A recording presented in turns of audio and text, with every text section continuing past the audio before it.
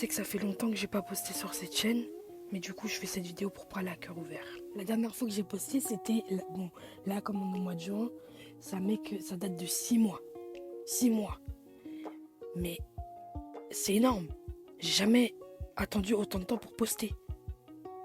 Mais là, il faut savoir que si je ne poste plus comme avant, justement c'est parce que j'ai été lassé du contenu. Parce que je faisais tout le temps la même chose. Et à force, c'est fatigant quoi. Ce qui n'arrange pas les choses aussi, c'est que j'ai une communauté qui n'est pas présente. Et quand j'ai besoin du coup d'idées pour des futures vidéos ou quoi, où je propose différentes idées, parce que je ne sais pas quoi faire en premier, il n'y a personne qui répond. Donc du coup là c'est compliqué. Ça aussi ça joue sur le moral parce que finalement tu te dis tiens du coup ça veut dire que je fais des trucs, ça plaît pas aux gens et tout. Et que déjà faut savoir que ça te plaît ce que tu fais. Mais en fait le fait de voir des retours ça motive. Tu dis ah ça plaît aux gens, bah du coup je vais continuer et tout, ça te donne on va dire de l'énergie. Alors que bon, si tu vois que t'as pas un grand monde qui est là, ça craint. Tu te dis mince qu'est-ce que j'ai fait et tout, j'ai régressé, mon contenu il n'intéresse plus autant de gens qu'avant, donc finalement t'es perdu et c'est bien dommage parce que finalement je me dis il y a plein de trucs que j'aurais aimé faire ou j'aurais pu faire mais que c'est ça le problème. Et après tu t'oublies complètement et tu te dis bon je gagne des abonnés, je vais continuer, je perds des abonnés c'est pas grave, je vais continuer. Mais au final ça t'apporte quoi? Ça change quoi au final à ta vie? En fait de toute façon ce qu'il faut retenir, c'est que même si tu postes, t'es à fond, t'es tout le temps présent et tout, t'auras forcément des moments où t'as des gens qui vont venir et qui vont partir. Donc, finalement, ça va rien changer. Et j'ai remarqué aussi que le fait de faire du gaming, alors au début, j'ai commencé avec MSP, c'était bien et tout. Après, bon, voilà. Après, je suis allé dans la commu gacha. La commu gacha, c'était bien au début. Mais là, vraiment, maintenant, bon, je vais pas citer les termes parce que vous avez compris, mais c'est nul. C'est que la taxe. En mode, quand on voit, la plupart des gens, ils font des trucs cancer. Et c'est pas ouf. Franchement, dans la communauté française, il y a vraiment très peu de gens qui font des bonnes vidéos, vraiment. Parce que la plupart, c'est des vieux même tout pourris, là. Même pas assez travaillé. Non, je ne rage pas. C'est juste le fait de voir que t'as des gens, et c'est ça qui est injuste, c'est que t'as des gens vraiment qui prennent vraiment du temps pour faire des trucs.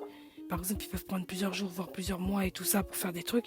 Ils n'ont pas autant de vues qu'une personne qui a passé, par exemple, quelques minutes sur un edit ou quelques minutes sur une vidéo. Et finalement, c'est ça qui fait aussi chuter les statistiques. C'est-à-dire que quand tu vois certaines vidéos, tu vois ça a grave cartonné, ça a grave marché. Et tu vois que tu as des vidéos, bon, les statistiques au début ça allait, c'était pas trop mal. Et après d'un coup ça descend. Et vraiment les statistiques ça te défonce, vraiment. Ça aussi, ça joue encore plus sur le moral et sur la créativité et l'activité aussi. Parce que finalement, tu remets tout en question par rapport à tout ça. Et comme je disais tout à l'heure, c'est compliqué vraiment d'avancer quand tu es sur YouTube. Parce que déjà, il faut savoir que YouTube, maintenant, c'est une plateforme un peu sous-cotée. Parce que les gens, ils vont plus aller sur Twitch ou sur TikTok. Donc, et encore même sur TikTok, c'est pas sûr que tu perces. Mais bon, si t'as de la chance, voilà. C'est pour dire que vraiment c'est très compliqué. Et le gaming j'en ai tellement fait que maintenant pour moi c'est devenu un dégoût. En fait je peux en regarder de temps en temps mais j'en suis dégoûté au point que j'ai plus envie d'en faire en fait. Et du coup je me dis sinon j'ai envie de faire du dessin. Mais le truc c'est que par rapport à une chaîne YouTube t'es jamais fixé parce que quand tu vois comme je dis les algorithmes et tout ça, tu vois que t'as une communauté et tout, c'est pas ouf. Tu te dis bon, faut que ça me fasse plaisir et tout, mais quand t'as pas trop d'actifs, tu te dis est-ce que ça vaut le coup finalement de faire du contenu? Donc maintenant je vais plus me forcer à faire quoi que ce soit. Donc s'il faut que je poste une vidéo par mois, je le ferai, c'est pas grave. Que je gagne ou je perds des abonnés, ça va rien changer. Mais il faut pas oublier que si tu fais quelque chose, c'est pour toi. Je parle à toi par exemple, la personne derrière ton écran qui me regarde actuellement et qui te dit que t'aimerais bien commencer YouTube et tout. N'écoute pas les gens d'abord, écoute-toi toi. Ça c'est la leçon que j'ai apprise. Si t'as envie de faire quelque chose, vas-y, tu t'en fous de ce que les gens ils vont te dire. S'ils te disent ah non, t'es pas fait pour, tu devrais pas faire ça, tu t'en fous. Tu fais ce que t'as envie de faire. Les avis des gens, Si c'est pas constructif, tu t'en fous. Leur avis, ils se mettent là où je pense.